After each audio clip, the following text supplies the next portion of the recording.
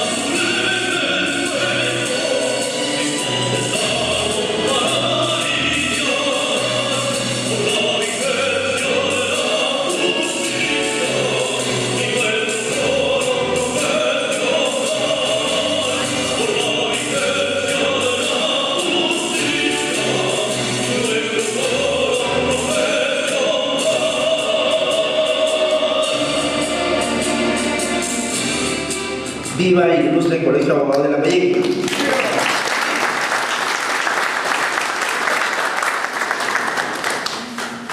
Acto seguido, escucharemos la palabra de bienvenida de nuestro decano del ilustre Colegio de Abogados de Lambayeque.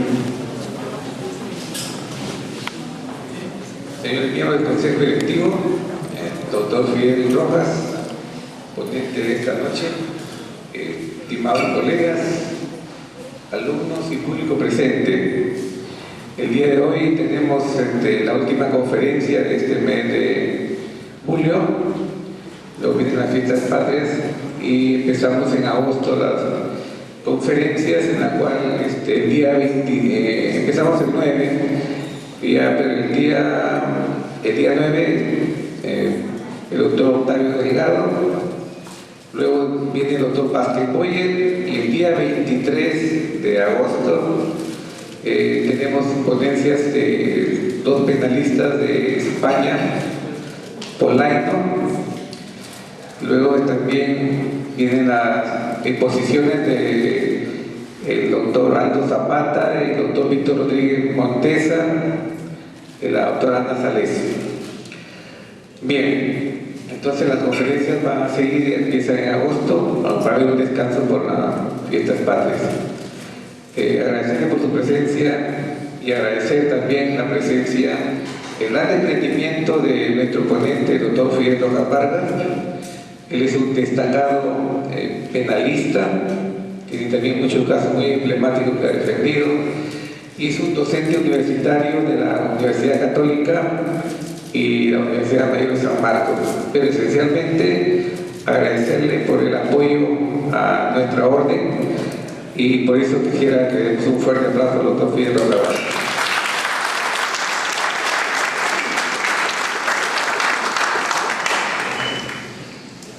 Para dar inicio a la conferencia, vamos a leer su hoja de vida del ponente de esta noche. El doctor Fidel Rojas Vargas es abogado por la Universidad Nacional Mayor de San Marcos, con estudios de maestría por la Universidad San Martín y doctorado por la Universidad Mayor de San Marcos. Miembro integrante de la Comisión Consultiva del Ministerio de Justicia 2002-2004. Integrante de la Comisión de Alto Nivel que redactó el Código Procesal Penal. Asesor de la Fiscal de la Nación 2002-2004. Integrante de la Comisión Revisora del Código Penal. Es profesor de la Pontificia Universidad Católica. También es profesor de la Academia de la Magistratura y profesor de la Universidad Mayor de San Marcos. Fue asesor de la Comisión de Justicia del Congreso de la República. Entre sus más resaltadas obras, que son de su autoría, resaltan actos preparatorios, tentativa y consumación, delitos contra la administración pública, estudios de derecho penal, delitos contra el patrimonio, 6 volúmenes de jurisprudencia penal, derecho penal, dogmática y jurisprudencia, código procesal penal, notas introductorias, código penal, 2 décadas de jurisprudencia, autor de numerosos artículos en materia penal y procesal penal, abogado consultor. Por lo cual invito al público el reconocimiento respectivo, brindándole un aplauso.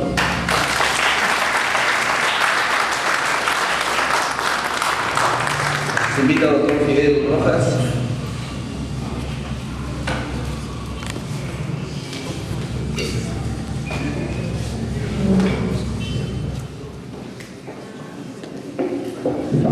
Buenas noches, distinguidos directivos del Colegio de Abogados de Lambayeque, abogados, magistrados, público presente. Obviamente, como es de fácil de entender, para mí es una gran satisfacción estar aquí con ustedes. Como se dijo en días previos a las fiestas patrias, para trabajar un tema en tiempo sucinto, en capacidad de síntesis, sobre los delitos contra la administración pública. Como es obvio, estos delitos son abundantes, ¿no? Tenemos unas tipologías que van desde el 376 hasta el 401, que a su vez tienen diferentes modalidades. Estamos hablando de más de cerca de 40 tipos penales. Por lo tanto, yo me voy a circunscribir a fijar líneas básicas y principales sobre la problemática de los delitos contra la administración pública. Empezar el análisis de esta temática supone, en primer lugar, señalar que el funcionario público o el servidor, que viene a ser el autor o que puede ser un cómplice también en estos delitos, tiene un deber de sujeción a la Constitución. Este deber de sujeción que poseen todos los funcionarios y servidores implica, a su vez, un deber de lealtad a las funciones y servicios públicos. No lealtad al funcionario jefe, sino a las funciones o a los servicios públicos. Porque si no hay deber de sujeción de todos los funcionarios y servidores, y también de los que forman parte de la República, hacia la Constitución, se quiebran las bases, los alveolos, diríamos, de un Estado constitucional de derecho. Todos debemos un deber de sujeción a la Constitución. Habrán algunos artículos que no nos gustan o con los cuales tenemos posiciones ideológicas diferentes, pero eso no es obstáculo ni es excusa para no respetar el texto constitucional. Al lado de este deber de sujeción se encuentra el deber de lealtad, que ya corresponde a los funcionarios y servidores. Lealtad a la función y al servicio público. Es pocas veces encontrar, es poco frecuente encontrar un tópico que no levante críticas, que no levante acrimonias, debate sobre que las funciones y servicios públicos se encuentran plenamente legitimadas a nivel de la sociedad. Dentro del cúmulo de funciones que existen y también de servicios públicos, todas las funciones y los servicios públicos encuentran en la población un sentido de aprobación positiva. Por ejemplo, función educativa, la función de salud, la función de calidad de vida a través de los municipios, las funciones que tengan que ver con el ámbito económico, de representación del Estado. Todas las funciones y servicios públicos son materia de consenso para toda la nación. No existe un concepto negativo de función pública. De modo tal que los funcionarios y servidores deben lealtad a las funciones públicas. No podríamos decir lealtad a los jefes de cada repartición pública. Ese es un tema ya opinable. En la medida en que el jefe no guarde sujeción a la Constitución ni lealtad a la función, se entiende que las personas intermedias, de nivel intermedio o de nivel de base, no le deben un criterio de sujeción o de respeto funcional a los jefes, que son los representantes o los responsables de cada área administrativa. La lealtad es a la función. Y es que donde no hay funciones no hay Estado.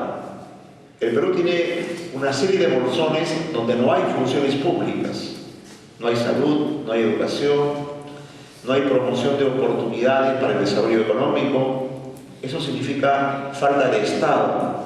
No hay médicos, no hay profesores, no hay carreteras.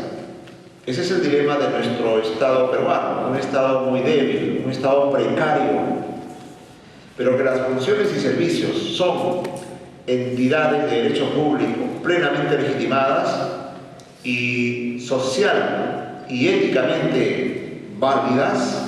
Esa es una consideración correcta, cierta, válida. Por lo tanto, cuando escuchemos decir que el derecho penal no protege la lealtad de los funcionarios, obviamente ese es un criterio erróneo.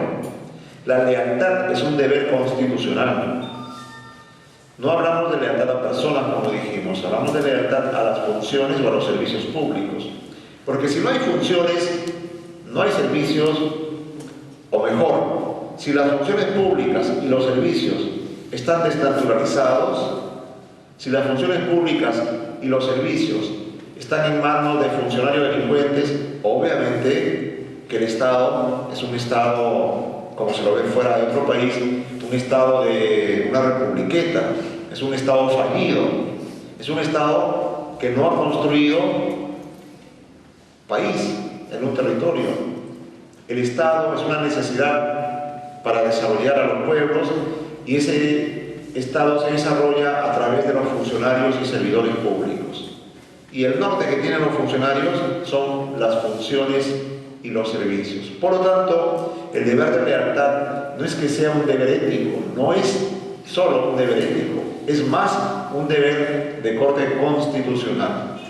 Quien sea funcionario, quien sea fiscal, juez, alcalde, gobernante regional, miembro de un ministerio, debe lealtad a la Constitución, sujeción a la Constitución y lealtad a las funciones y servicios públicos. Esta lealtad a las funciones y servicios públicos implica a su vez fomentar lo mejor de la administración pública, garantizar y fomentar buenas prácticas al interior de la administración pública. Y estas buenas prácticas tienen que ver ya con la calidad de los funcionarios y servidores.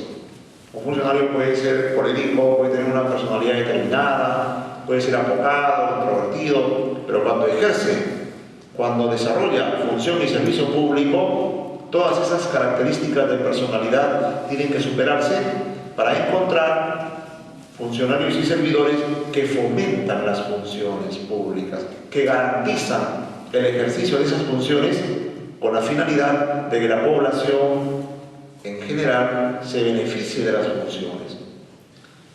Si es que no hay funciones públicas, no hay Estado, doctores.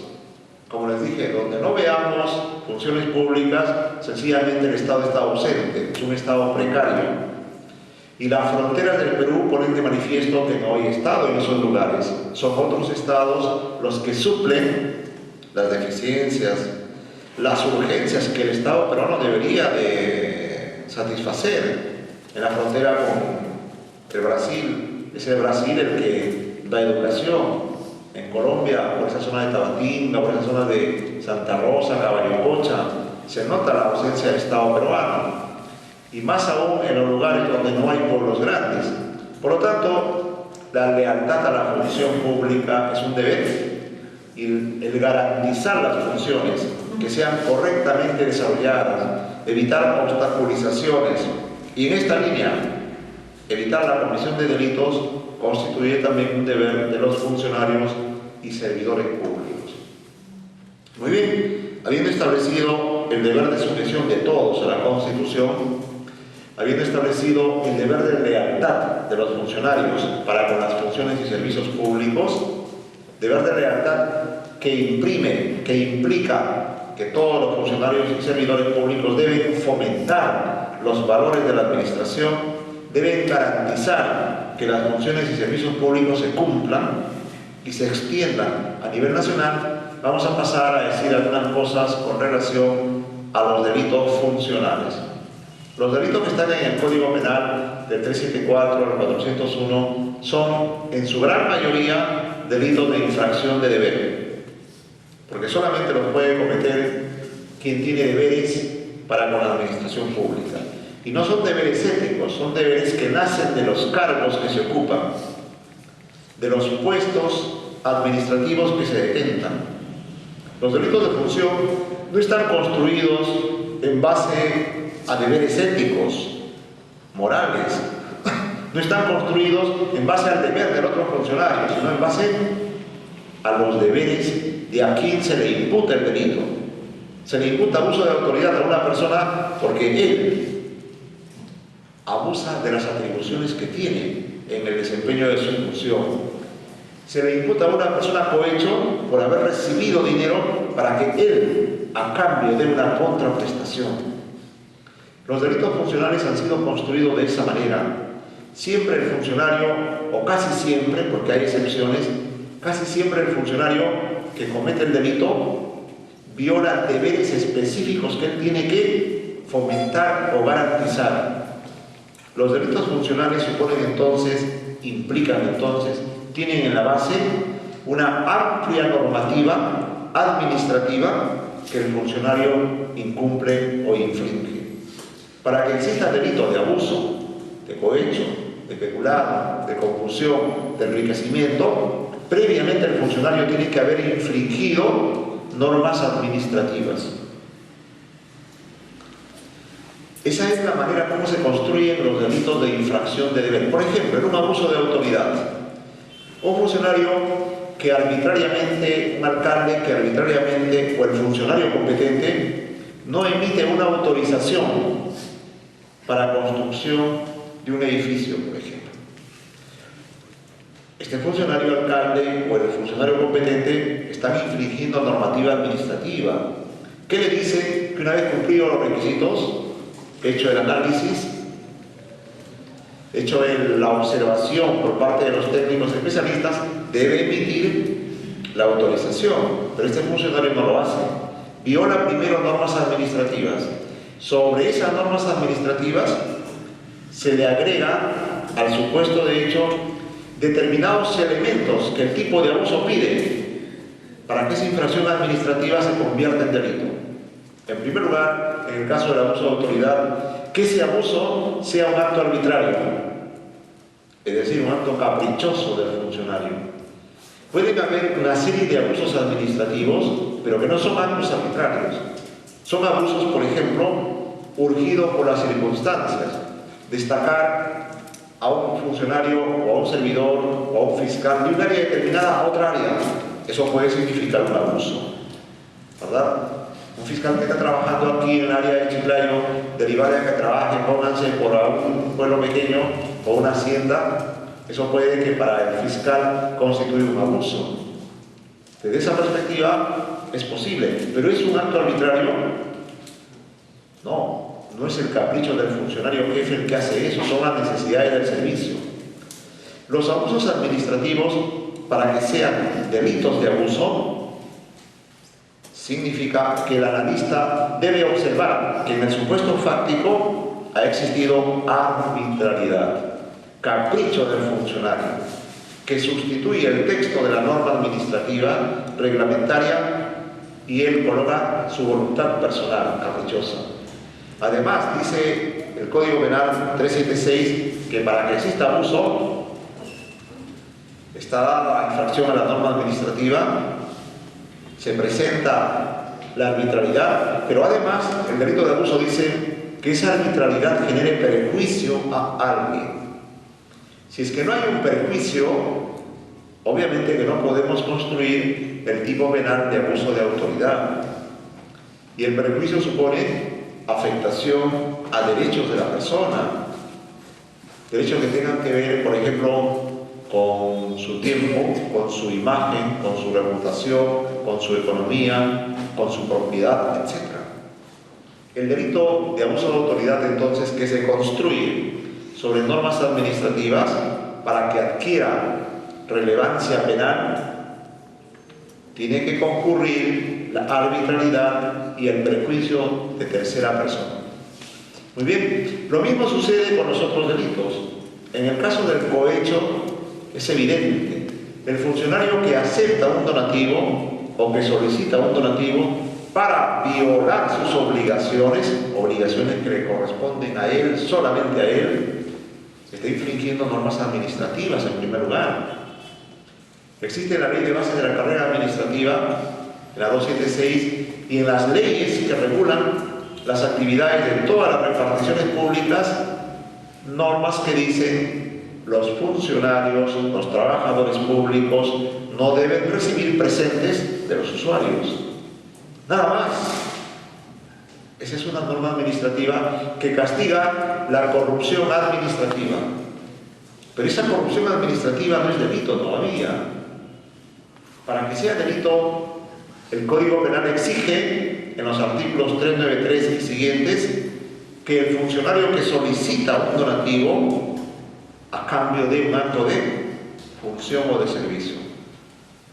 Para que exista delito de cohecho, entonces, tiene que haber una contraprestación a cargo del funcionario o servidor público. Si no hay contraprestación, significa que el funcionario acepta, recibe o solicita, y eso es solamente infracción administrativa, corrupción administrativa. Y esto se da constantemente. El hecho que a un funcionario municipal, regional o cualquier funcionario o servidor, alguien venga y le obsequie, dependiendo de la zona, una tablita de huevos, sus cuisitos, tan apreciados en estas zonas. ¿Eso qué significa? ¿Un delito de cohecho? No, señor. Si el funcionario acepta, puede que lo procesen por actos indebidos, corrupción administrativa. Pero para que sea delito, esos regalitos que yo pido, o que yo acepto, o que yo solicito, deben cumplir un elemento, un factor motivador de mi resolución. Ya sea para violar mis obligaciones, para darle a la persona resoluciones que no se ajustan a derecho, o para cumplir con mis obligaciones. Miren ustedes la lógica del delito de cohecho. Cohecho no es la sola recepción de donativos desvinculados de la contraprestación que yo a cambio de por esos obsequios. Si esos presentes que me hacen no están vinculados al ejercicio de mi función, ni me condicionan a que yo venda un acto de servicio de función, sencillamente no hay delito de cohecho. A nivel administrativo disciplinario se lo verá como un acto de corrupción administrativa en la idea que los funcionarios y servidores no deben aceptar donativos de los usuarios. ¿Por qué razón? Porque los funcionarios y servidores son la imagen del Estado. Y el Estado está para servir a la población, para servir a los que habitan el territorio nacional. ¿Y por qué otra razón también los funcionarios y servidores no deben aceptar, pedir ni solicitar obsequios, regalos ni ventajas? Porque ellos reciben un sueldo de parte del Estado. Y si reciben un sueldo, se entiende que el Estado les debe a los funcionarios y servidores mantener en un estatus determinado que les permita vivir con dignidad. Por cierto que en determinados casos las remuneraciones del Estado son magras, son poquísimas, son muy escuetas, son muy deprimentes, pero eso no es razón para estar solicitando o aceptando regalos. ¿Cuántos de nosotros que hayamos desempeñado un servicio público, que hayamos tenido un cargo público, hemos aceptado de los usuarios obsequios? Eso no es cohecho. Si lo hemos aceptado, es un acto indebido, que puede ser visto como una práctica de corrupción administrativa, que afecta el ejercicio de las funciones. Como conversamos hace un momento, el ejercicio de la función tiene que ser en lealtad a la Constitución y en lealtad al marco de sus atribuciones, de sus competencias. Porque los actos de los funcionarios y servidores pueden ser actos desnaturalizados, pueden ser actos corruptos, pero la función y el servicio público no tiene sentido negativo. Siempre la función y el servicio público están en un concepto valorativo positivo.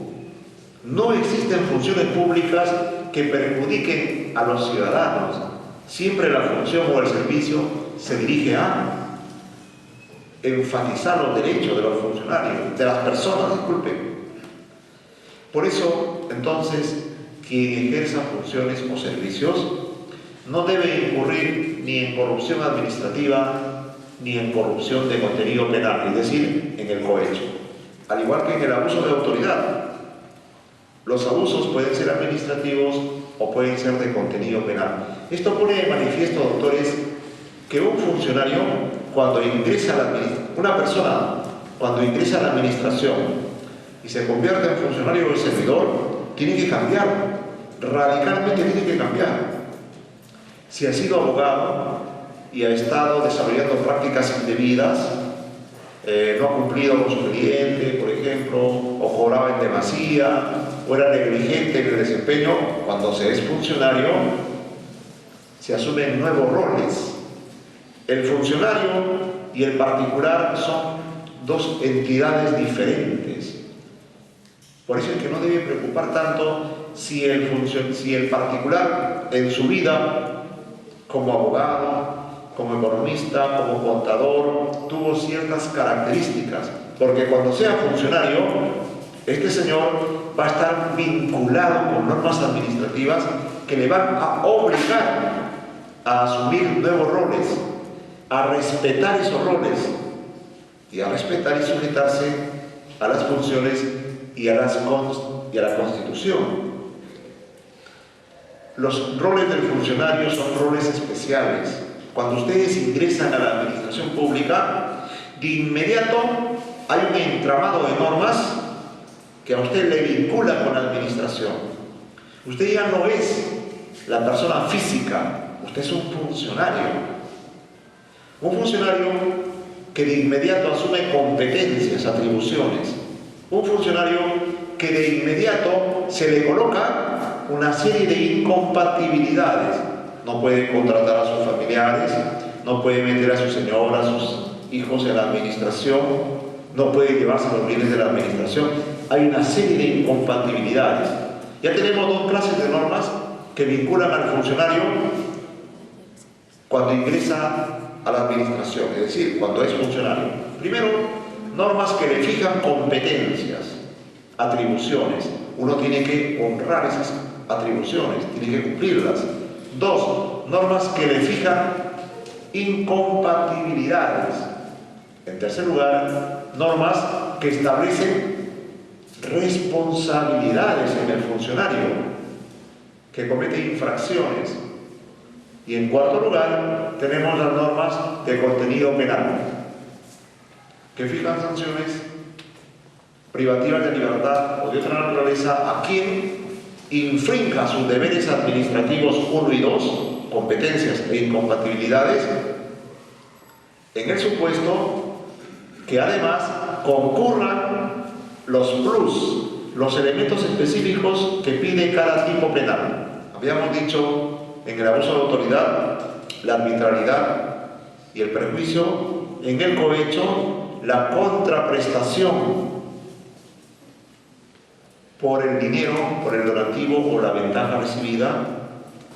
En el delito de colusión, por ejemplo, el delito supone también que en la base hay relaciones administrativas.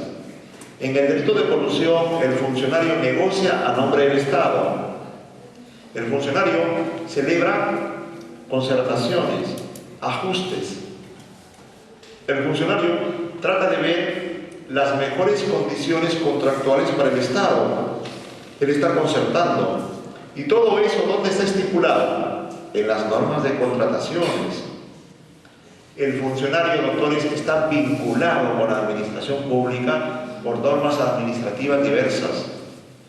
Puede que cometa errores, puede que tenga actos de imprudencia, puede que no conozca bien la normativa de contrataciones, puede que haya apresuramiento en las obras. Y en ese punto hay muchos casos en los cuales se tienen que hacer las obras, saltarse los controles que establece el Estado. Una lluvia fuerte, por ejemplo, que deja incomunicado al pueblo, aquí en la sierra, en la selva, en la costa también puede darse. El alcalde va a tener que cumplir con todos los requisitos que establece el SEAS, el SNIP antes, y esperar y pedir todavía al Ministerio de Economía que se hagan los estudios, las factibilidades. Mientras tanto, la población no puede pasar al pueblo, no hay puentes. El río se llevaba los puentes. ¿Qué hacemos en esas circunstancias? Aplicamos situaciones de emergencia, pero a lo mejor Contraloría objeta. De inmediato el alcalde hace obras directas, contrataciones directas. Y esto puede llevar, por ejemplo, en una perspectiva muy ortodoxa, muy lineal, a la Contraloría a considerar que ahí hay actos de relevancia penal.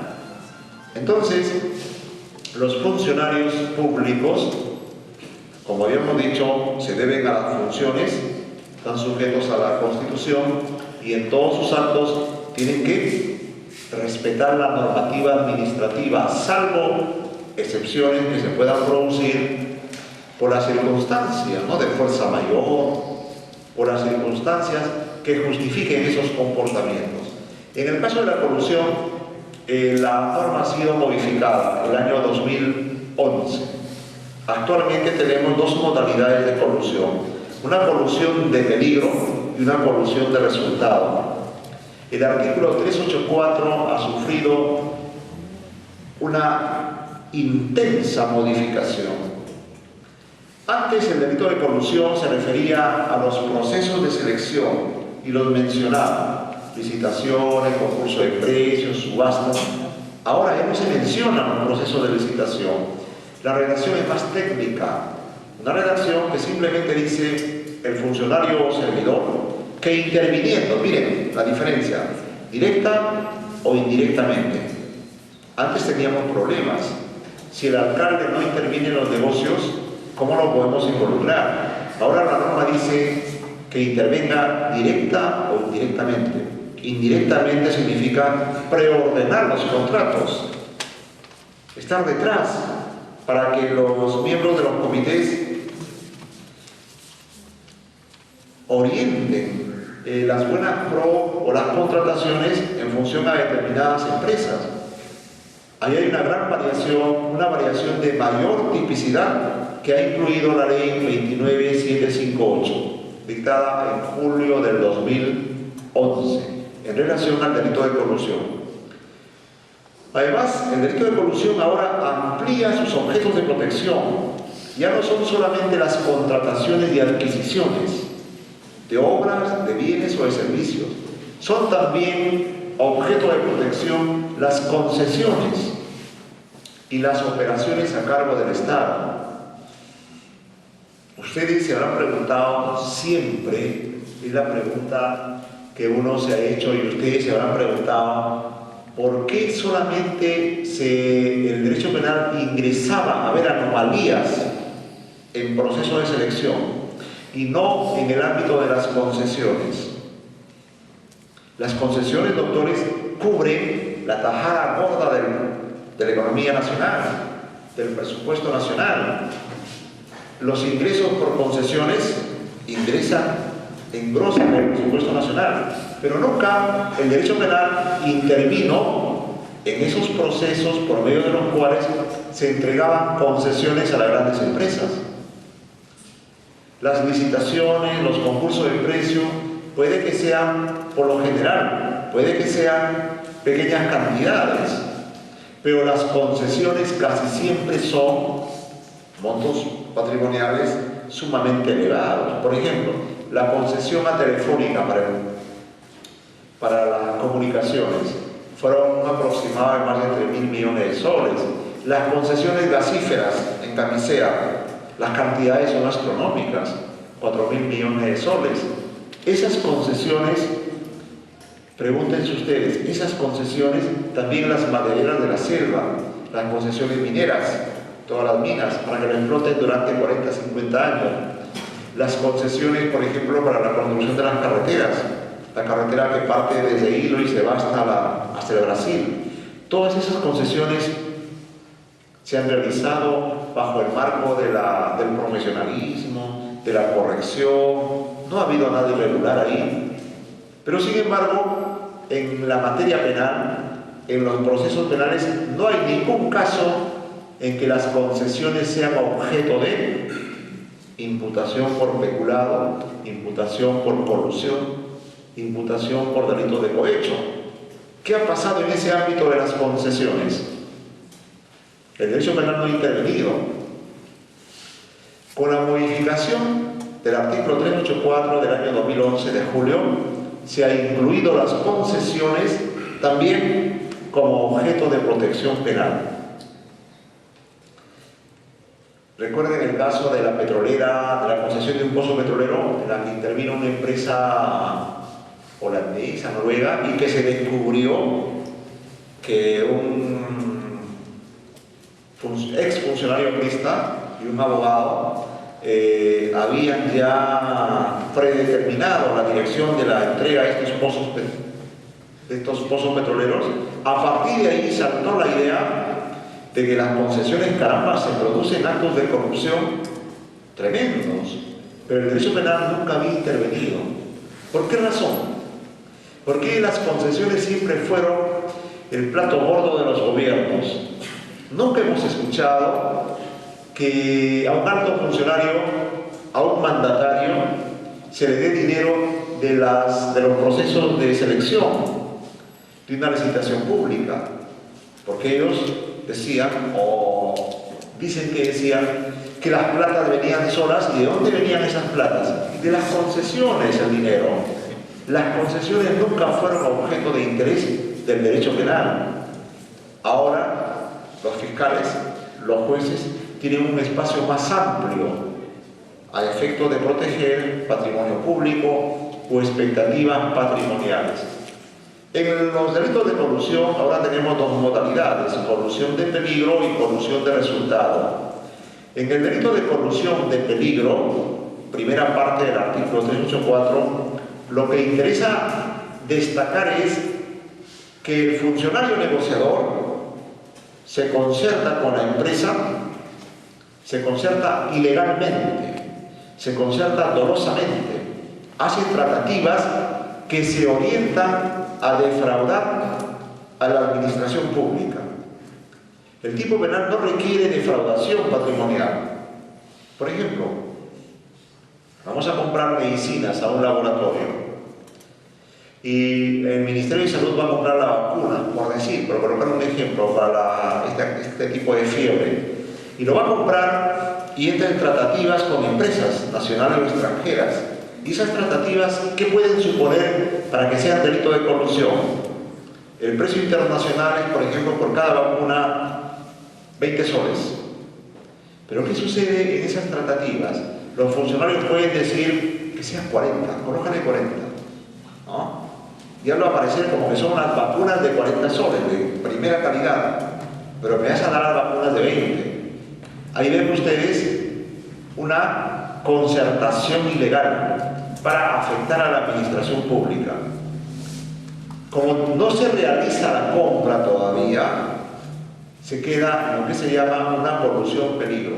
Actos de concertación orientados a afectar a la administración pública.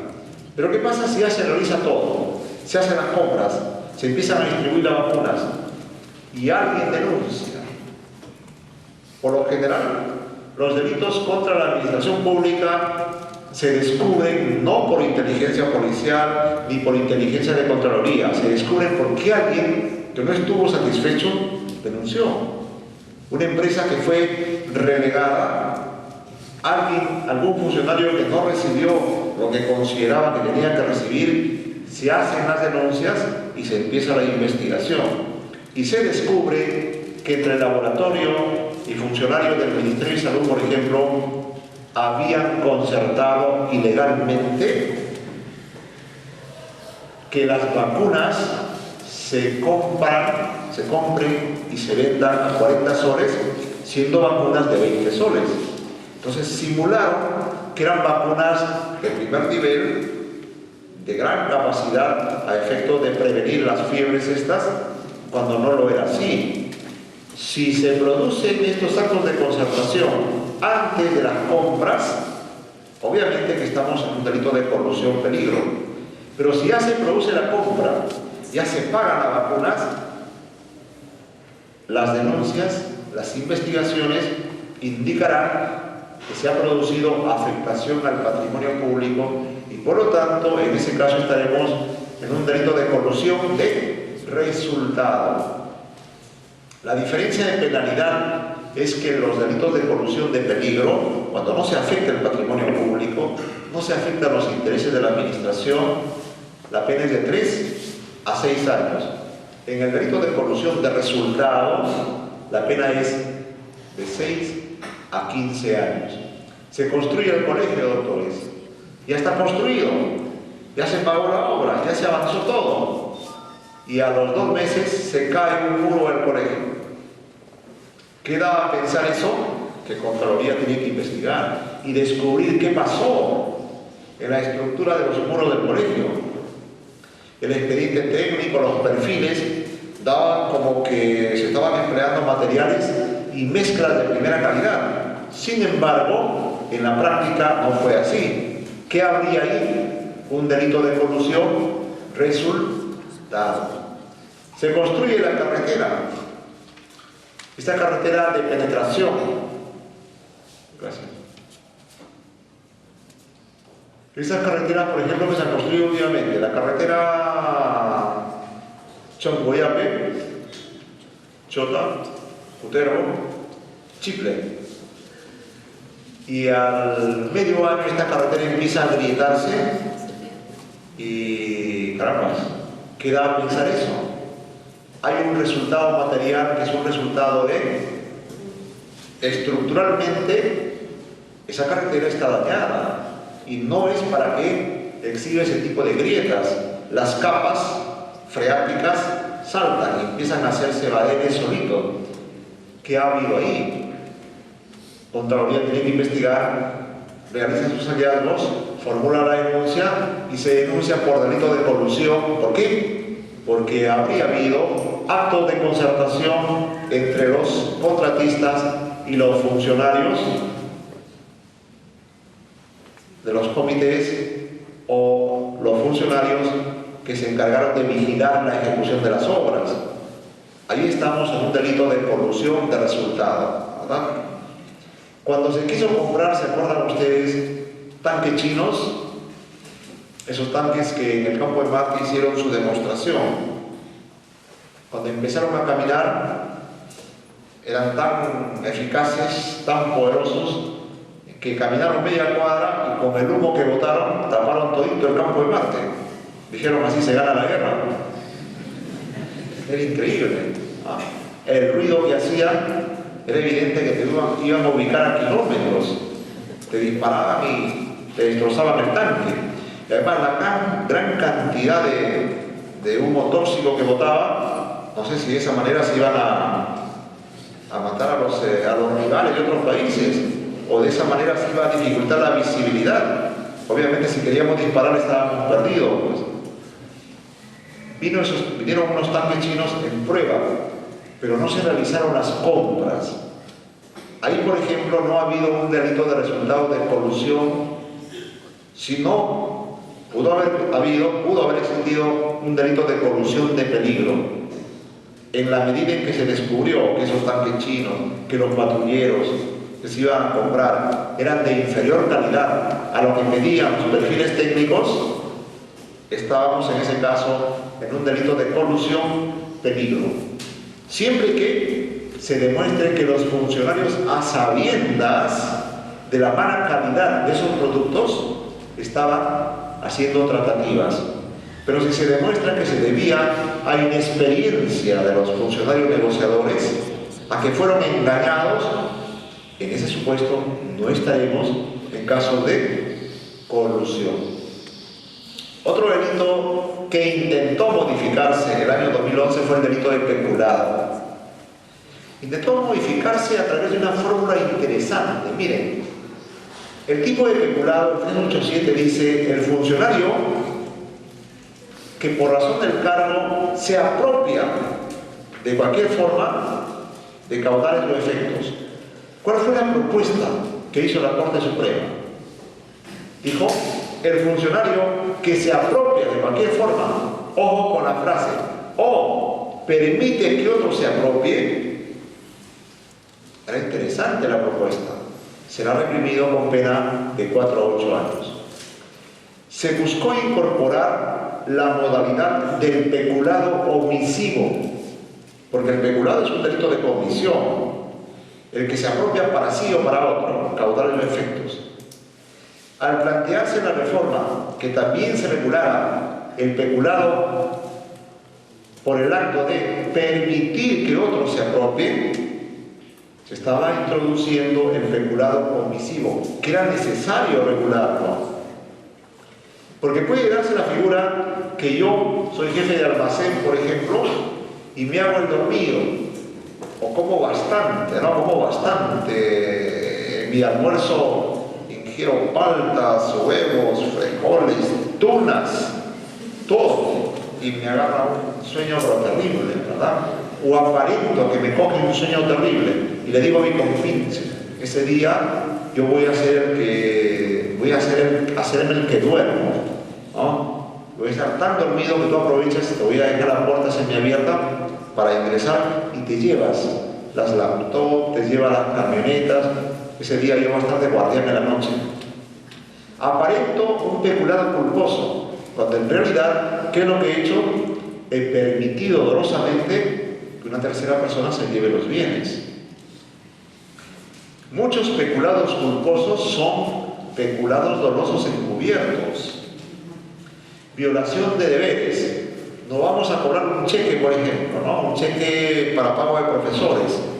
Y hacemos como que una banda de delincuentes nos sigue, cuando ya hemos previamente concertado con estos sujetos, diciéndoles, el día tal, ahora tal, vamos al banco, vamos a cobrar 200.000 soles, y para pagar a profesores, ustedes ya tienen la información, ustedes vienen, nos asaltan y generamos la idea de un peculado culposo. Aunque un poco forzada la figura, no nos asalten, simplemente sustraigan el maletín. Ahí estamos preordenando un peculado culposo. En realidad es un peculado a través de conciertos con terceras personas. Esa hipótesis no lo tiene el Código Penal. pero lamentablemente se dijo modifiquemos las reformas del peculado y quedémonos con la fórmula original. Pero sí se aceptó una modalidad de peculado agravado cuando el monto, la cuantía de lo apropiado supere las 10 unidades impositivas. La pena en ese caso se eleva de 4 a 8 a su extremo mínimo. 8, 12 años cuando el monto de lo apropiado excede los 35.000 soles. ¿Para qué se colocó esta cuantía en el peculado? Es que no es lo mismo, doctores, que un funcionario se lleve una laptop, se lleve hojas de papel de la oficina, así se ha condenado por un caso que les voy a contar, a que un sujeto se lleve pues millones de soles, a que se lleve maquinaria. De una u otra manera se quiso colocar un referente patrimonial para decir el patrimonio me interesa también. La infracción de deberes es importante. Como todo delito funcional contra la administración pública, el funcionario cuando se lleva dinero o patrimonio infringe deberes de fomento, de salvaguarda, de garantía de los bienes públicos. Pero también hay que colocar parámetros de cuantías. 10 unidades impositivas, 35.000 soles, ya es el costo de una camioneta de segundo uso, por ejemplo. Ya puede ser el costo de volquetes chinos también, que cuestan 10.000 o 12.000 dólares. Por lo tanto, quien se lleve, quien se apropie o utilice bienes que tienen esa cantidad como referente, estará cometiendo un peculado agravado por la cuantía. El otro tema que suscitó también mucha polémica en el Congreso fue la propuesta de la Corte Suprema que los delitos de peculado, de malversación y de peculado de uso, decía la Corte Suprema, que no llegaran a 2 unidades impositivas, deberían ser tratados como infracciones disciplinarias. Es una propuesta interesante. Si se hubiese aprobado esa propuesta, el caso del alcalde no hubiese sido nada, el alcalde de Chiclayo. Pero esa fue la propuesta mayoritaria de la Corte Suprema. Tenía cierta dosis de razonabilidad. Un funcionario cualquiera se lleva bienes por 5.000 soles. Ese es un delito, claro. Pero los magistrados dijeron, a través de un estudio que se hizo, la mayor cantidad de delitos funcionales que se cometen en el Perú es el de peculado. Representa el 40% de los delitos de infracción de deber. Peculados en su versión, peculado doloso, culposo, malversación y peculado de uso. Es el delito que más se está cometiendo. ¿Qué sentido tiene recargar las agencias fiscales y judiciales con delitos que pueden trabajarse mejor a nivel de procesos disciplinarios? Los destituimos más rápido, porque un peculado demora mucho tiempo, las pericias. Si no hay pericia, la persona sale libre, no se lo puede condenar. En cambio, si procesamos a estas personas por procesos disciplinarios, se puede aplicar sanciones más eficaces y más rápidas, separaciones, destituciones, y les obligamos a devolver lo apropiado. Fue una propuesta interesante, pero en el Congreso no se la aceptó por una razón. ¿Por qué se quiere proteger a los funcionarios públicos estableciendo cuantías de 7.000 soles? ¿Y cómo quedan los hurtos entonces? Los funcionarios sí tendrían un nivel de una especie de antejuicio, o sea, primero la vía disciplinaria, y solo la vía disciplinaria. Y en cambio el que hurta bienes superiores a 750 soles, porque a esta persona sí cabría la posibilidad de meterle a la cárcel. Entonces se dio un nivel de desigualdad frente a la ley. Funcionario que se apropia, que hurta bienes hasta 7.000, eso no es delito, solamente infracción disciplinaria. En cambio, el que se apropia, el que estafa, el que hurta, el que daña bienes superiores a 750, en el caso del hurto y los daños, eso sí es delito. Entonces era evidente que había un tratamiento desigual. Por eso el Congreso no aceptó la fórmula de la Corte Suprema, que hubiese permitido que gran cantidad de casos se sobresean y se archiven. En Huancavelica sucedió un caso particularísimo. Un funcionario de la Universidad Nacional de Huancavelica se lleva por error o con intención, es un tema probatorio, se lleva 4 hojas de papel bond con sello de agua de la universidad. Y esas 4 hojas, él, porque este señor ganaba 2.000 soles, era muy poco, era asesor, formaba parte de la asesoría legal de la universidad. Este señor litigaba y prepara un escrito que lo presenta a la vía judicial, y como ustedes saben, siempre hay personas que están interesadas en chequearte, en seguirte, y le detectan que este funcionario había presentado un escrito pidiendo una libertad provisional con hojas de papel bond de la universidad, y lo denuncian pues por peculado. Lo procesan, lo denuncian. Él dice: señor, discúlpeme, le dice al fiscal, quiero negociar.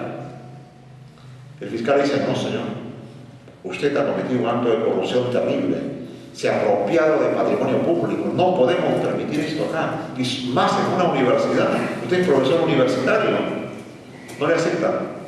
A nivel de juicio oral, él pide conclusión del juicio, acepta su culpabilidad, tampoco lo aceptan. Total, lo condenan. Lo condenan a 2 años de pena privativa suspendida y lo inhabilitan por 1 año. Y ahí es cuando yo me entero del caso y le digo: ¿qué le ha pasado, señor? ¿Por qué acepta responsabilidad penal? Acá no hay delito. O si hay delito, eso no es un delito penalmente ajusticiable. Usted se ha llevado 3 hojas de papel bond. Usted no recuerda cuándo se lo llevó. Sin embargo, esas hojas están con su sello y firma de abogado en un juzgado. Usted sabe que eso se llama un acto de bagatela. Debe saber. No sé por qué su abogado le dijo que asuma culpabilidad. Mal asesoramiento de la defensa. Así como, ¿qué juez de ustedes, qué fiscal de ustedes podría procesar a una persona por estafa porque el bodeguero le vende de 5 huevos un huevito que cuando lo coloca en la cacerola salta el pollito? El fiscal en su sano juicio diría: estafa terrible han cometido contra este ciudadano. No puede ser, ¿verdad? Por el ejemplo que siempre coloco, usted va tremendamente mortificado donde el fiscal y le dice: señor fiscal, vengo a plantear una tremenda denuncia contra una persona que me ha estafado vilmente. ¿Qué ha pasado, señor? Disculpe. Acá está la prueba del delito, señor. ¿Cuál es la prueba? La cajita de fósforos. Acá está. De las 40 cerillas, señor, solamente han prendido 38. Y 2 cerillas no han prendido y no he podido hacer mi desayuno. ¿Qué le dirá el fiscal? ¡Qué terrible, señor, qué terrible! Vamos a anotar su declaración, por favor, y vamos a iniciar la investigación preliminar. Absurdo. Pero sin embargo, si usted conscientemente sabe que esos fósforos vienen fallidos, si usted conscientemente sabe que esos huevos ya están pasados y usted lo vende, está cometiendo estafa, pues claro, está engañando a la persona, está induciéndole en error. Pero eso puede procesarse en la vía penal.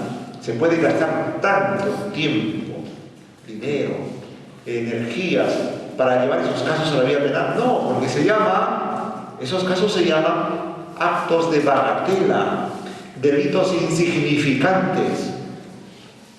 ¿Cuántos de nosotros no hemos fotocopiado en los trabajos públicos en la fotocopiadora de la institución? Nos encontramos con un jefe que es tremendo y nos dice: no, acta de inmediato. De inmediato que se siente el acta. El señor Rojas está fotocopiando un libro, ha fotocopiado 10 páginas, filmación, acta, que venga de inmediato control interno y que se derive a la fiscalía. Puede ser un peculado, claro. Intencionalmente estoy utilizando bienes públicos. pero esos son actos de bagatela. Cualquier fiscal sensato diría, no señor, por favor, que su jefe le dé una amonestación, ¿verdad? O bueno, si te acostumbra a sacar libros ahí, y quién no lo saca, ¿no? O acostumbra a trabajar en la impresora, en la máquina, sus trabajos de maestría, ya en forma sistemática, y es más, le saca los trabajos de su colega de maestría también ahí en la impresora. Usted está especulando, obviamente, ¿verdad? Pero ante ti, ese tipo de especulados eventuales, mínimos, insignificantes, ¿qué sentido tiene iniciar el proceso penal? A modo quizás emblemático, para evitar que se siga practicando esas malas prácticas, pero para eso es el proceso disciplinario, pues. No confundamos la relevancia penal de la relevancia disciplinaria. Lo penal está para actos insoportables, para situaciones que signifiquen gran lesividad del bien jurídico. Esas 3 páginas fue el argumento ante la Suprema. Tuvieron una pericia que demostrara la afectación al patrimonio de la universidad. ¿Cuántos son 3 páginas, señores, en valor pecuniario? No son ni 10 centavos. Por 10 centavos a un funcionario se le puede condenar porque infringió deberes de protección del patrimonio. No, esos actos son de bagatela. En el peculado de uso también sucede lo mismo. Si usted me quiere denunciar a alguien, al alcalde, al funcionario, por peculado de uso, primero establezca una pericia en la que se señale cuánto es el perjuicio que ha causado el uso de la camioneta al Estado. Segundo, establezca una pericia de cuando un bien empieza a depreciarse, ¿cómo se llama? Una pericia de desvaloración, de depreciación de las llantas de la camioneta, del motor de la camioneta, del asiento de la camioneta, que ponga en evidencia que es un delito y no simplemente actos que pueden ser disciplinarios. Claro, a un ministro, a un alcalde no se le puede procesar disciplinariamente. No tenemos en nuestro sistema de normas procesos disciplinarios para ministros ni para alcaldes. No hay eso. Ellos están en una situación, en un marco, si lo queremos ver, de impunidad disciplinaria administrativa. Los procesos disciplinarios no son para los jefes, son para los que trabajan para los jefes. Pero en el tema del peculado de uso se tiene que ser muy mesurado, muy sensato. En Pucallpa sucedió un caso parecido. Se llamó el caso del fiscal parrandero. No sé si llegó la noticia acá.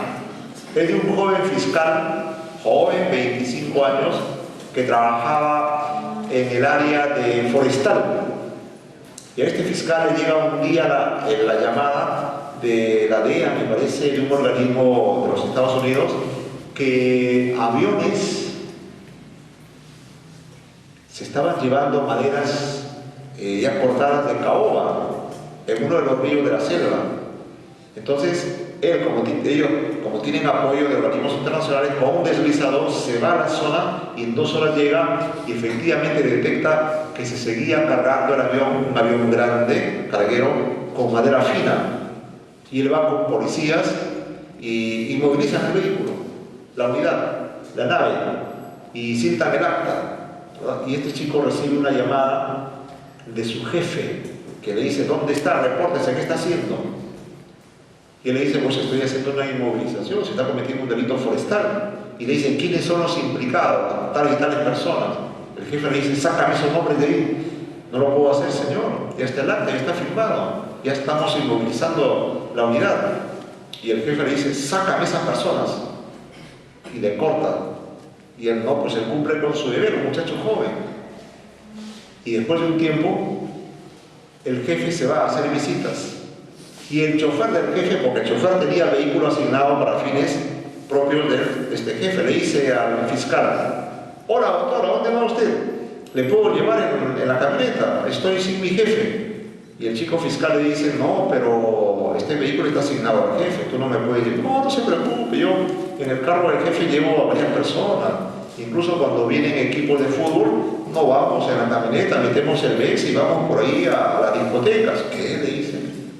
El chofer, un hablador, y le convence al fiscal. Y el fiscal dice, bueno, llévame, voy a almorzar. 1 de la tarde, lo lleva a almorzar.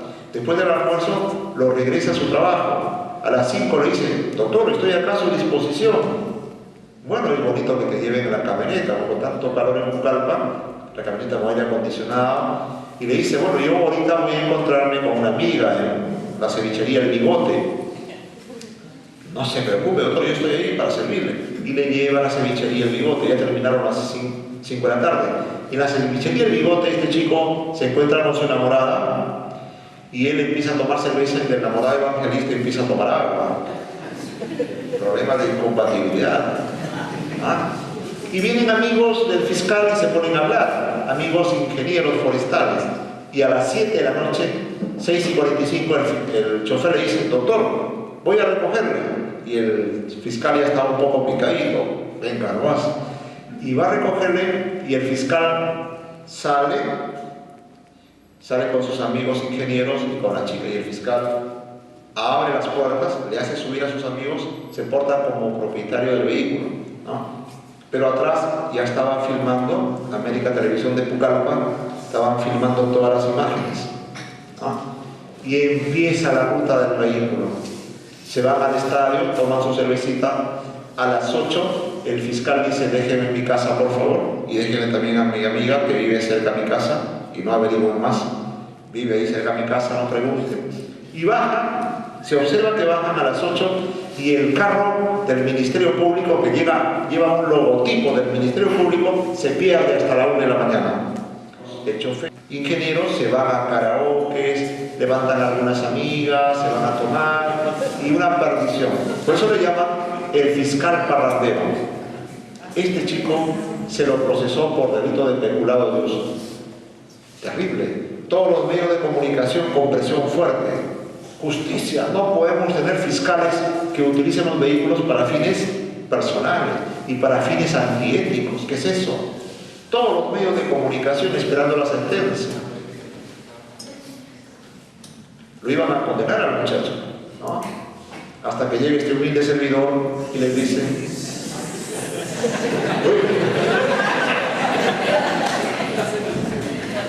se emociona también el humilde servidor. Y dice, señor juez, efectivamente mi patrocinador reconoce que he estado en el vehículo y he estado desde las 1 de la tarde hasta las 5. Hay 2 periodos, de 1 a 5 actos funcionales, relevancia disciplinaria. No era el vehículo para él, perfecto. Y de las 5 para las 8 se suceden actos que son, obviamente, uso de vehículo, para fines no funcionales. Muy bien, perfecto. Se da la figura de peculado de uso, pero, como dice la Corte Suprema, en todo peculado tiene que demostrarse la afectación al bien jurídico. ¿Qué ha presentado el fiscal como pericia de afectación al bien jurídico patrimonio? ¿Qué pericia de desvaloración del bien? Yo tengo mi propia pericia, señores jueces. Yo he ido en una camioneta desde El Bigote al estadio y a la casa del señor, y son 15 cuadras. Y 15 cuadras significa 1,5 kilómetros, es decir, el 0,5% de gasto de gasolina. Este vehículo tiene gasolina de 95 octanos, o sea, en Pucallpa mucho más barato, 13 soles. De esos 13 soles, el 10% es 1,30 sol. De ese 10%, el 1% es 0,30 centavos de sol. El 0,5 es 0,15 centavos, es lo que la pericia del Ministerio Público debió indicar como afectación al patrimonio. Agreguémoslo, depreciación de llantas, etcétera, etcétera. Máximo 1 sol. Por 1 sol se le piensa procesar, condenar al joven fiscal.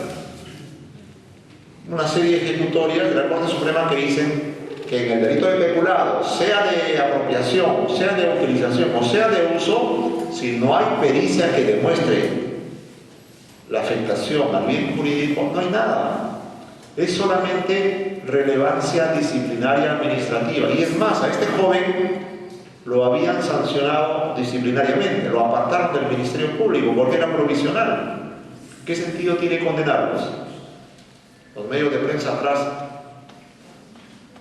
Decían, corrupción, corrupción, abogado corrupto, corrupción.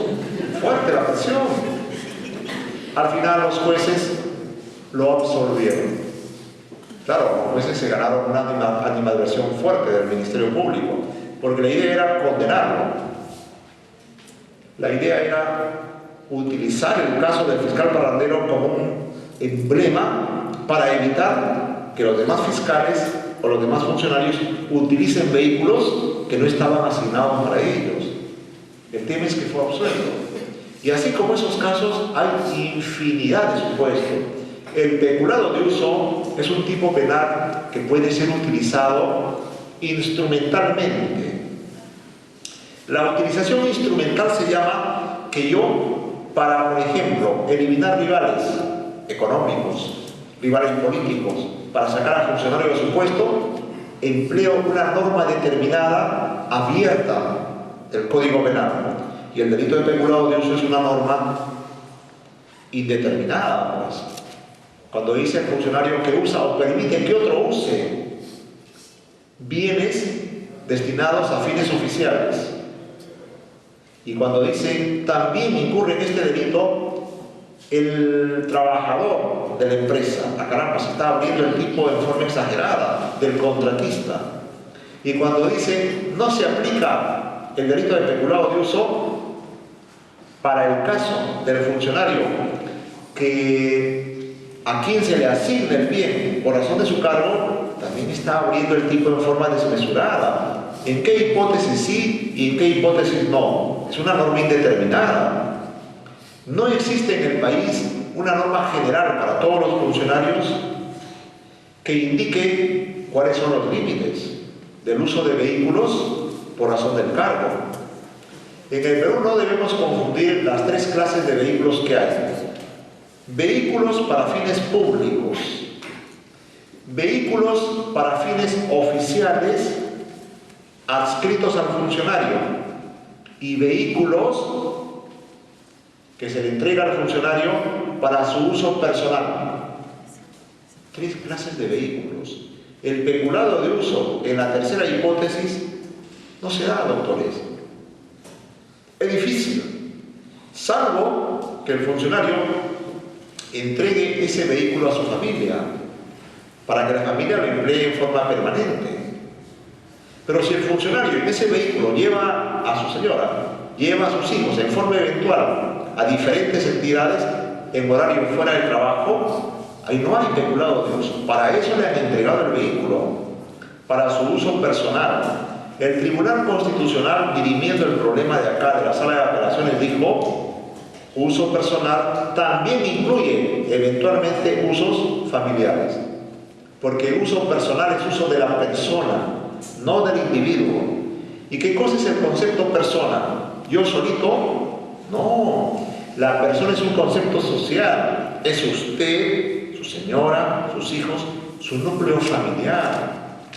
Bajo esa idea, los funcionarios que manejan bienes, que manejan camionetas, no van a querer subir a nadie. Por ejemplo, hay una persona atendida, accidentada, si lo llevo en el vehículo, Contraloría, la Fiscalía va a decir: está usándolo para fines no oficiales, o está empleándolo en fines distintos al uso personal. El Tribunal Constitucional, en esa sentencia muy debatida, muy debatible, ha fijado líneas de interpretación. Esperamos que más adelante mejore esa línea de interpretación y se precisen los alcances, ¿verdad? Porque el vehículo para uso personal no puede ser para dárselo a la familia, no puede ser para alquilarlo, no puede ser para cometer ahí actos antiéticos, ¿no? Como para llevar en la discoteca, marearse, emborracharse, no, para eso no le dan, eso no es uso personal. Sin embargo, la Corte Suprema, en una ejecutoria en relación a un funcionario de la Asamblea Nacional de Rectores, ha dicho que eso también es uso personal. El llevar la camioneta a la discoteca, ese es un uso personal del funcionario. Debatible que sea así. Por eso la necesidad de que a nivel del Ejecutivo se fije una ley, un reglamento del uso de vehículos asignados por razón del cargo, para evitarnos problemas. En este tema de peculado de uso, se dio un caso también anecdótico en Ayacucho, que se puede dar acá en Chiclayo, en cualquier parte del país.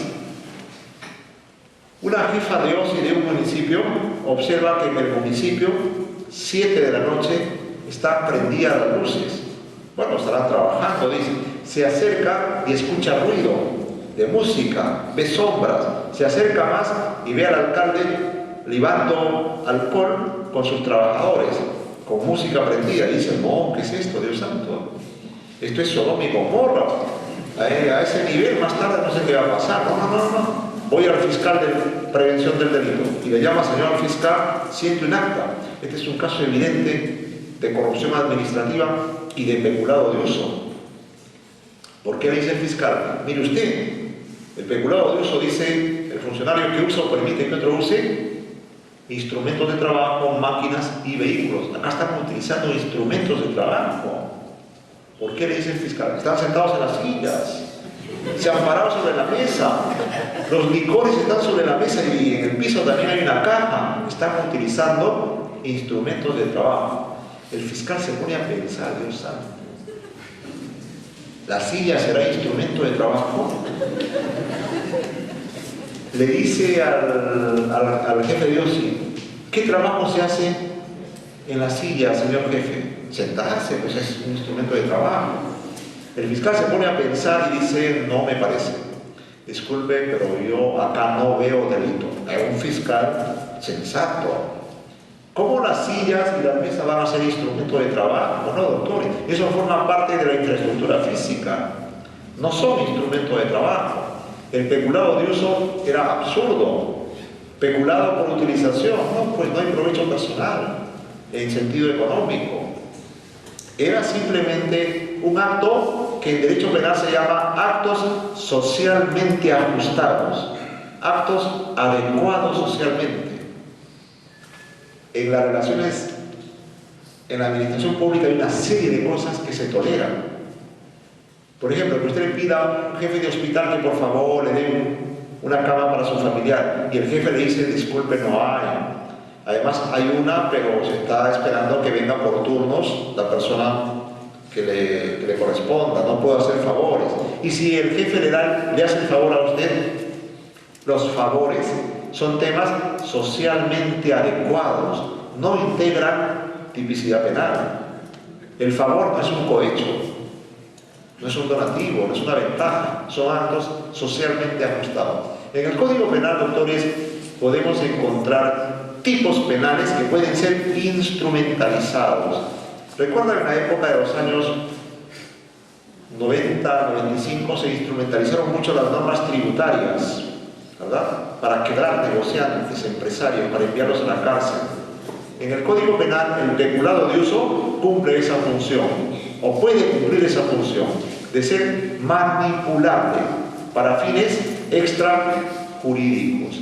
Hay que tener mucho cuidado con el peculado de uso. Es una norma incompleta. Tiene que haber, en cuanto al vehículo asignado por razón del cargo, tiene que haber una norma administrativa que complete el tipo penal. Como no lo hay, y hay normas parciales, en cada jurisdicción tenemos problemas de interpretación.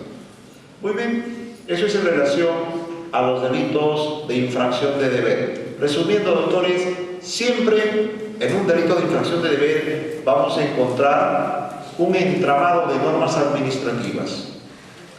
La sola violación de normas administrativas no hace delito de infracción de deberes. Será simplemente relevancia disciplinaria. Para que suba, para que se eleve al nivel de delito esa infracción de deberes, lo que Contraloría llama los hallazgos administrativos, para que se eleven a nivel de delito, tienen que concurrir los elementos específicos que pide cada tipo penal. Abuso de autoridad, acto arbitrario y perjuicio. Colusión, concertación para defraudar. Cohecho, el acto de contraprestación a cambio del donativo. Y así, en una serie de figuras penales. Si no encontramos ese plus que exige la norma penal, el hecho se queda en el supuesto fáctico, el factum se queda en relevancia administrativa. A nivel de relevancia administrativa puede haber dolo también, puede haber intención, pero no es un dolo penal, es dolo de otra naturaleza. Puede ser un dolo civil. El dolo penal, ¿por qué se caracteriza? Porque el dolo penal es conciencia de los elementos del tipo penal. Si la persona comete infracción administrativa, tendrá conciencia de que está cometiendo un acto infuncional, pero no es la conciencia de que se está llevando los bienes especulados por razón del cargo, que está recibiendo para a cambio dar una contraprestación. Ese tema del dolo administrativo, del dolo disciplinario y del dolo penal es un tema de debate obviamente mucho más amplio, que no sé, el tiempo no lo posibilita poder desarrollarlo. Pero bien, esas son algunas reflexiones sobre los delitos contra la administración pública. Muchas gracias.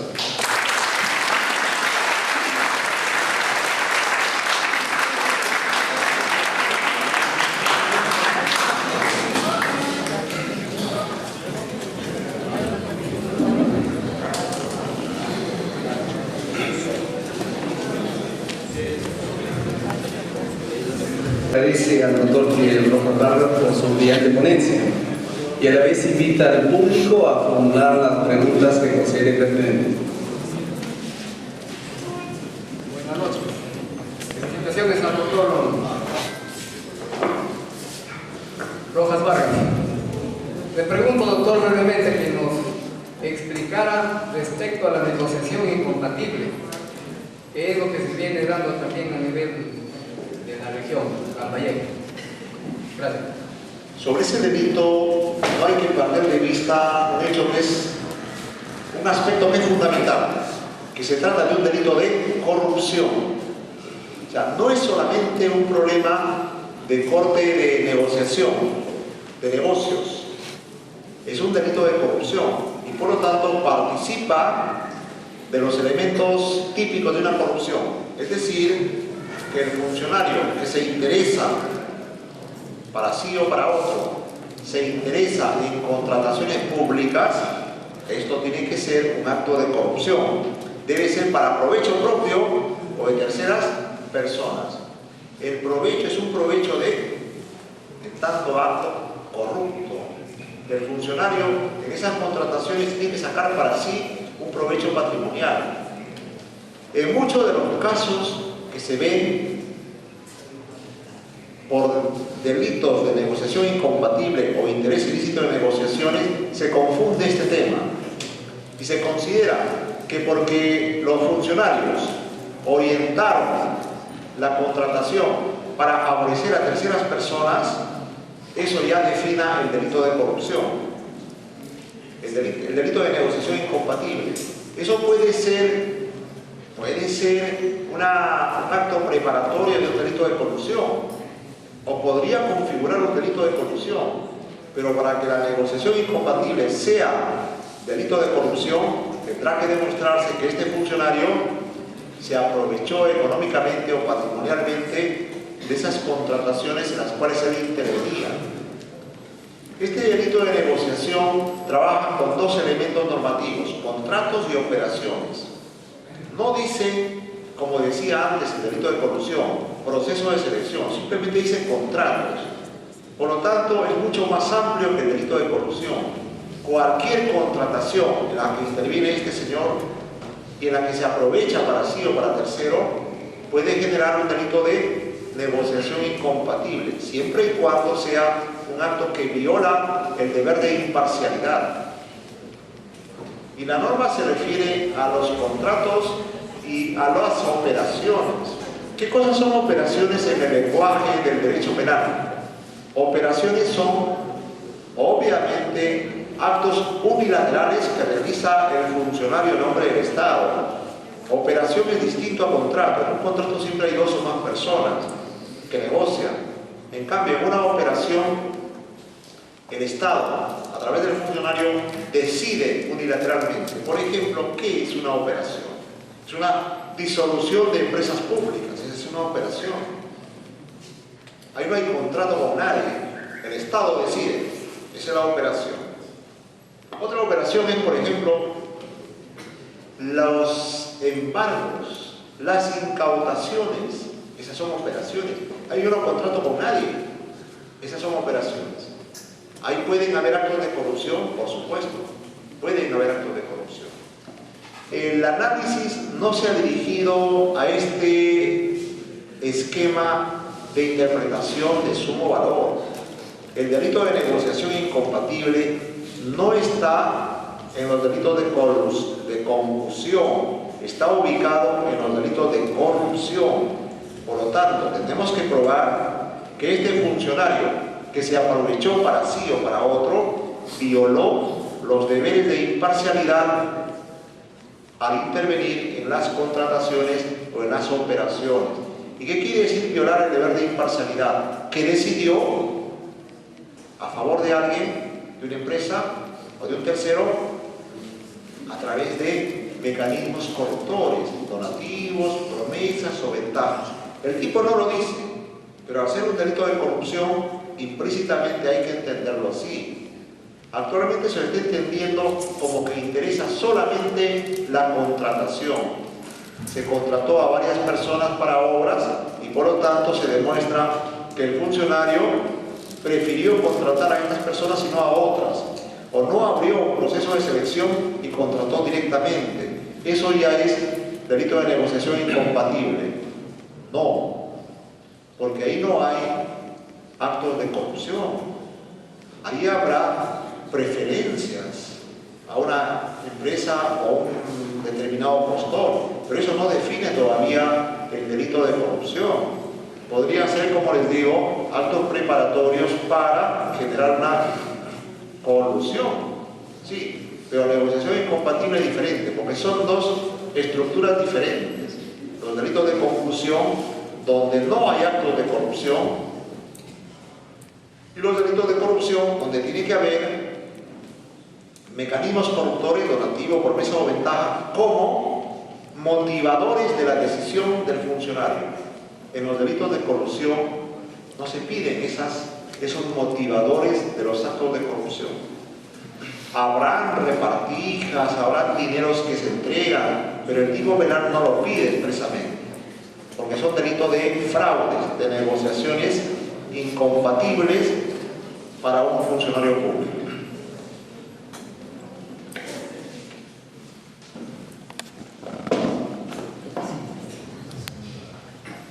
Bueno, pues, en primer lugar, felicitarlo por su excelente exposición, excelente disertación. Y, bueno, tengo una pregunta de manera muy puntual. Doctor, ¿por qué se dice que el cohecho, tanto pasivo, propio e impropio, tiene la titularidad del sujeto activo en los funcionarios y servidores públicos y no en los particulares? Gracias. El sujeto activo es siempre el funcionario o servidor, pero estos delitos, cohecho pasivo, propio o impropio, siempre suponen una contraparte, que es el particular. Puede ser otro servidor también, pero siempre supone la presencia de dos agentes: el que pide, solicita o acepta, y el que da, ofrece o entrega. Siempre es así, supone una bilateralidad. Entonces, el funcionario es el sujeto pasivo del delito de cohecho pasivo propio y será sujeto activo y será sujeto activo el particular, no será del cohecho activo, ya no del pasivo. Siempre hay esa bilateralidad. El juez pide dinero para dar una resolución. La persona acepta entregar el dinero. Se le procesa solamente al juez. ¿Por qué, señor? También tiene que procesarse a la persona que entregó el dinero. Al juez se le procesa por cohecho pasivo y a la persona que entrega el dinero se lo procesa por cohecho activo. Esa es la bilateralidad.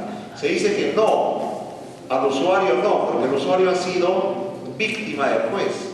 Habrá que ver en qué medida fue víctima. O a lo mejor los dos transaron, los dos negociaron.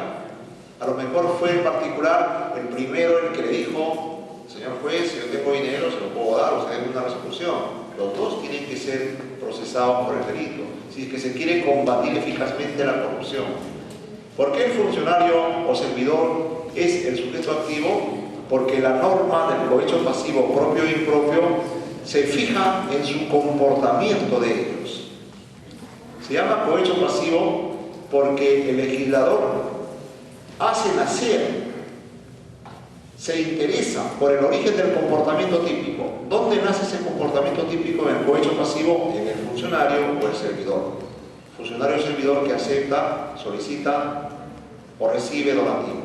Por eso es un cohecho pasivo, porque el legislador ha enfatizado el comportamiento de estos funcionarios.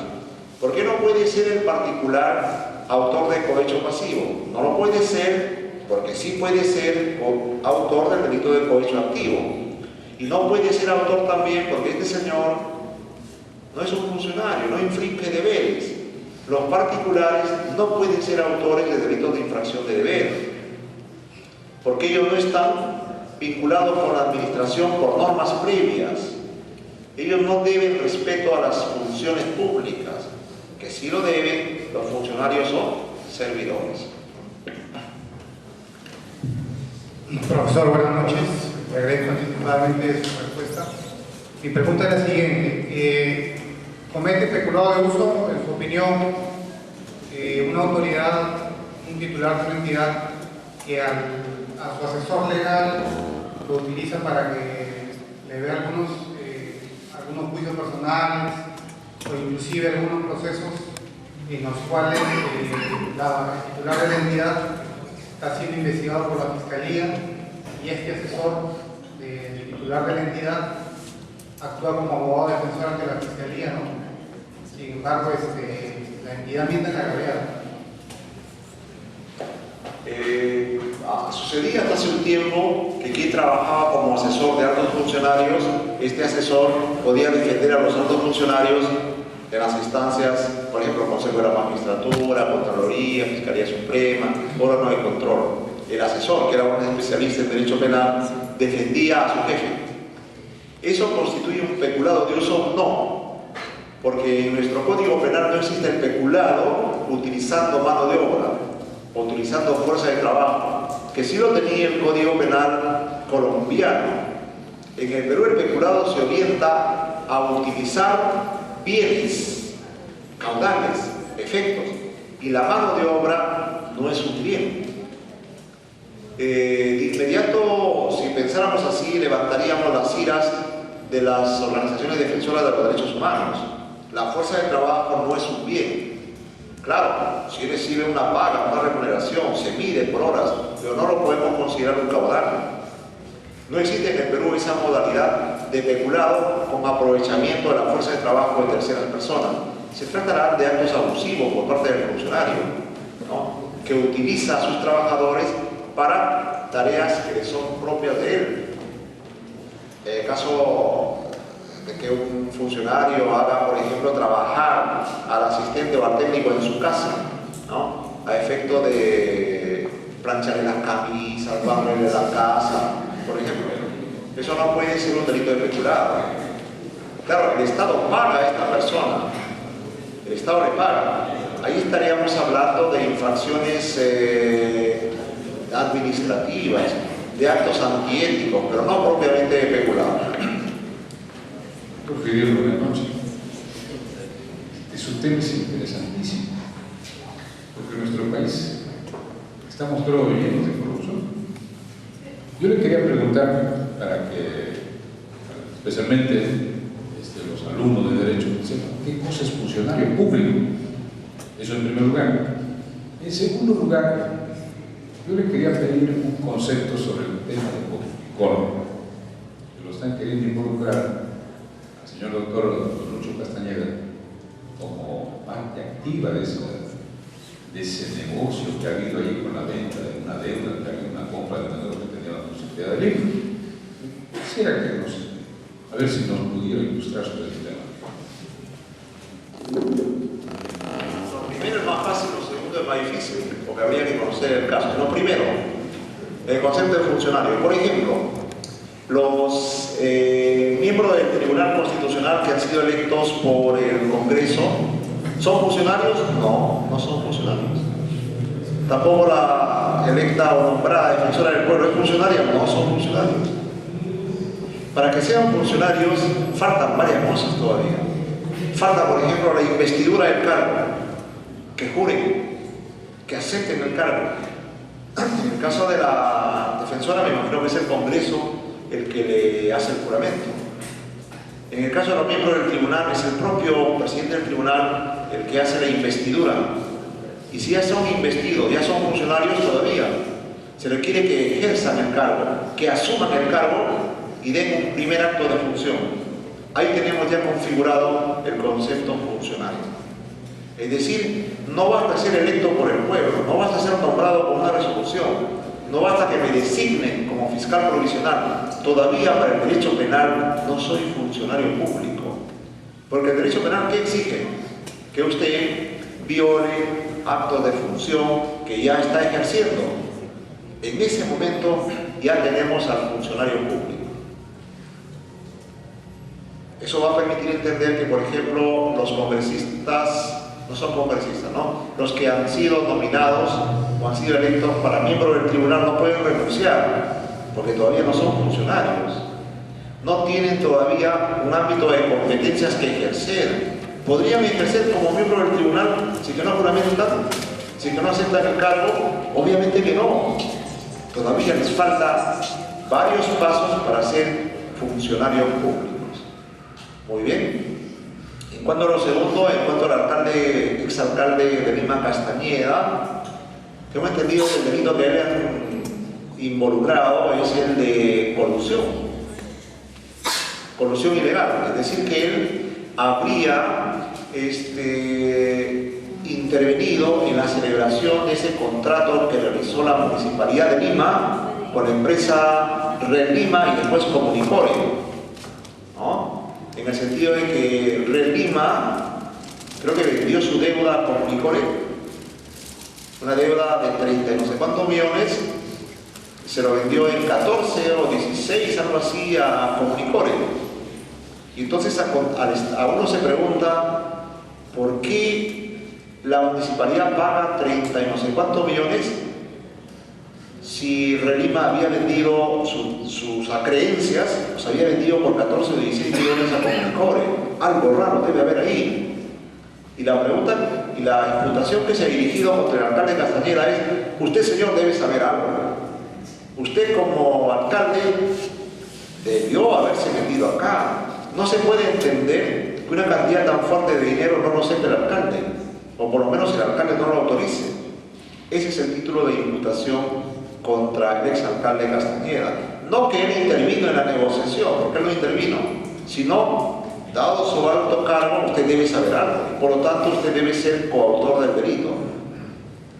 Hasta donde sé, el juez le ha aceptado una excepción de naturaleza de acción al alcalde Castañeda, porque el juez ha dicho: no es suficiente el argumento del fiscal. El fiscal no me puede venir a decir aquí que él considera que Castañeda es también coautor de corrupción porque debía saber o debía conocer que algo extraño había ahí. El juez le dice: señor, precíseme actos de corrupción del alcalde.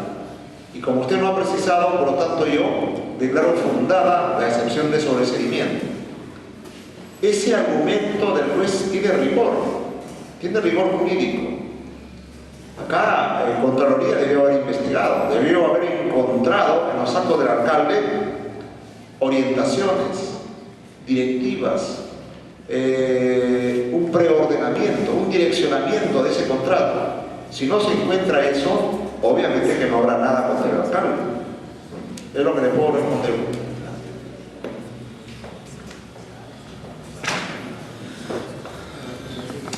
Agradecemos a los participantes y expresamos un reiterado aplauso al doctor Fidel.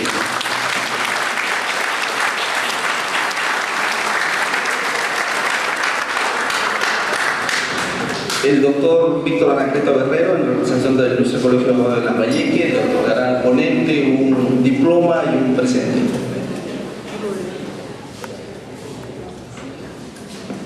Doctor Fidel Rojas Vargas, el ilustre Colegio de Abogados hace entrega de un reconocimiento por su excelencia de posición y esencialmente por su predisposición de apoyar a nuestro colegio. Reciba este diploma, doctor.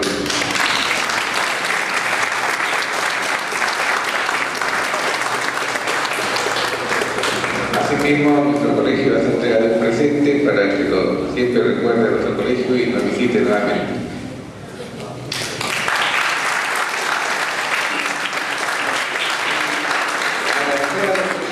Por su disposición siempre de venir, y ya en el mes de agosto, después de fiestas patrias, todos los viernes tenemos las conferencias, sin olvidar que el 23 de agosto tenemos la conferencia con 2 expositores españoles en Polaino sobre lo que es derecho penal. Muchísimas gracias.